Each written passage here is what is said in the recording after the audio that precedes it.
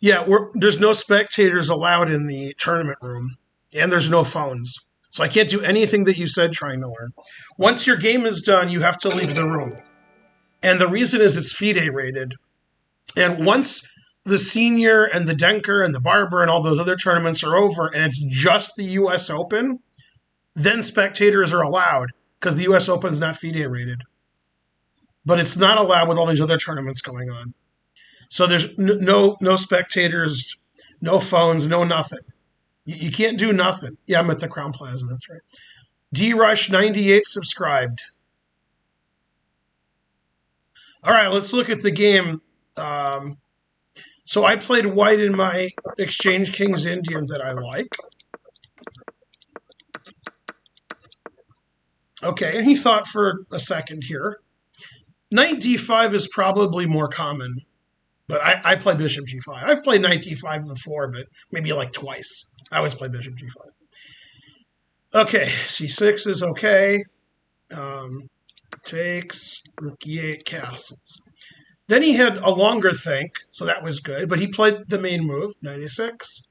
So Korchnoi and I played rook d6 against Kasparov about 30 years ago, and I don't like that move, but I don't know. It's okay. People play it. Okay, I've always played f4. Now my opponent played inaccurately, although MVL beat Wesley So in a blitz game in this line, which is good for white. So it was a blitz game. So, yeah, he should play h6 here. And he played this. And now he should play knight h5. It's a big fight. But he played this, and this is what MVL played against So. I didn't know that until like 10 minutes ago when I looked at the game. But that's not a good move. It was a blitz game, so take here. And I think MVL played knight d4, but the engine just says white's +1. Okay, so he played this, which I don't understand at all. Okay, so I play here, knight c5. Yeah, he's probably lost here. The engine doesn't like what he did, but it likes what I did. It doesn't like that. And then he's a pawn down. And then in this position, the engine doesn't like what I did, but then it says like it's fine. Like I'm +5 or +4. My move's like +3.8. So again, it doesn't matter. I put it on the caps thing on the 30 depth, and it said I played 97.5, something like that. And he played like 72. Okay, I played here. That's like the third or fourth engine move on a good engine. I have Stockfish 14 with 12 CPUs. So this isn't, I mean, I'm winning. It doesn't matter. Now it doesn't like my move at all, but it says I'm winning. I could just win slowly, but I didn't see why I shouldn't be up another pawn. And in this position, the best move is very hard to find for black, where he's still lost, but he's the least lost that he's been, which is a5. I mean, I'm 2 pawns up for nothing, but I was a pawn up and he had no legal moves. So that it liked that better. It's hard to play a5 when you can take this and your bishop discovers on the knight. So he played here, which doesn't like. I played this. I'm just going to win this pawn and be up 2 pawns. Yeah, I mean, he played this. I played knight d6, which is excellent. So if he takes, I take with a pawn, attacking his rook, and then I have bishop takes c6 next move. So I'm just up 2 pawns and double rook ending. So he played. Actually, maybe I can't play bishop takes because of rook c8. So I would have to play more slowly. Yeah. Anyway, he played here, which also isn't good. Now he's down 2 pawns. So this is funny. Like 5 moves ago when I was analyzing this, at first I thought I'm threatening rook takes knight e8 check. And then while I was analyzing, I was like, oh, wait, that's check. I mean, that was a few moves ago. I already knew it was check. But that was funny. I've seen that mistake too, where it's check and they don't notice it.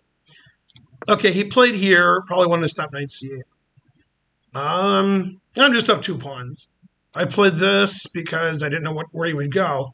I thought his counterplay was maybe to take and get his rook active. So I think he has to play bishop e6 here. And then his rook can't get active. So, all right. One line I analyzed was this, king d2. Now, if rook e2, I go here, and then, truth hurts. And if he plays rook d1, I go here, and the truth still hurts. And then I analyze this, rook e3. All right. Engine agrees, so he played here. And I finally played g4, which I could have played g4, f5 a long time ago, but now it looks really good. So I could have played it earlier. It was good too. I want to play f5, f6, or f5 and take his bishop. It's not easy stopping that. I mean, his pieces aren't really in the right positions. So the engine wants him to take, but I mean, this can't be hard. Rook d3, I assume. Yeah. I'm just 2 pawns up, bishop here. Yeah. He can never take my d pawn because the king of pawn ending is resignable. So, I mean, after like bishop here, d7, b5, he can't do anything. Yeah. Okay, so he played f6, never play f6, which is a mistake, but he's losing anyway. It's funny, what I did wins, but I can slightly more win. But I saw a really nice variation, so I didn't do it. I played here and he resigned. And then after the game, he said, yeah, I didn't see that. All right. I'm up 2 pawns for nothing, so it doesn't matter. So the variation, the reason I played this, it's actually more accurate to take. I'll show you why in a second. But I fell in love with this variation.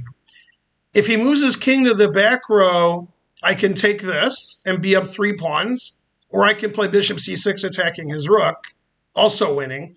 But I fell in love with this variation. I'm not sure if I'm right. Yeah, I'm right. I can take this, and I have this really cute mate.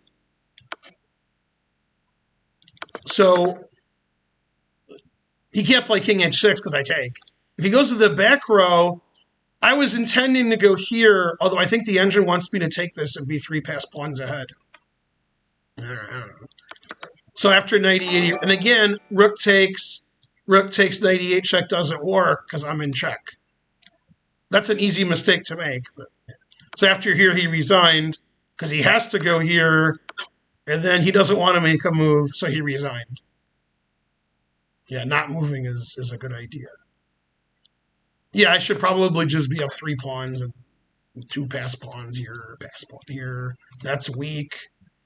I mean, I'm just winning +6 or something. So he resigned. So I played well that game, and I played fast. It was 31 moves, and I used about 25 minutes, and he used about 45 minutes. So my next round's at 12, so I have a break. I'm trying to think about whether to stay in my room and do nothing, or go to the bar, which I haven't been to, and hang out with Fedorowicz. I'll be like, why did you draw? And he'll say, oh, tired and headache. He actually said he had his head hurt. And it was a boring position while he was agreeing to a draw with his opponent. So, anyway, all right. So I played well. My opponent didn't play well. I didn't really blunder anything. My round is at 12 noon, not 12 in the evening. What? Right, it's 9 p.m. Noon tomorrow is the round. Midnight. Bishop takes, subscribe. Thank you. Yeah.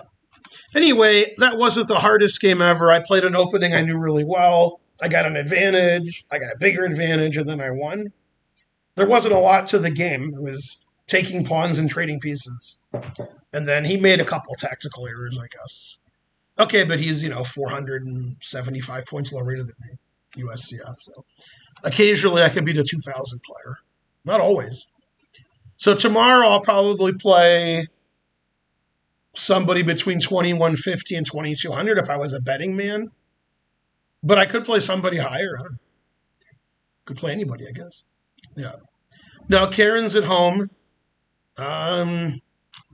She was working on the tournament yesterday. We have dogs and she has kids, so we can't just always leave.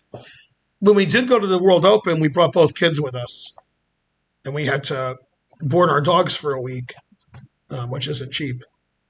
Also, bringing the kids wasn't cheap. So this was sort of a last minute thing. They invited me about 6, 7 weeks ago, and I was like, all right. Never played in a senior tournament. Yeah. All right. No, just the Irwin. Yeah. All right, I got nothing else much to say. I'll stream tomorrow, either between rounds or after the second round, depending on how long my games are.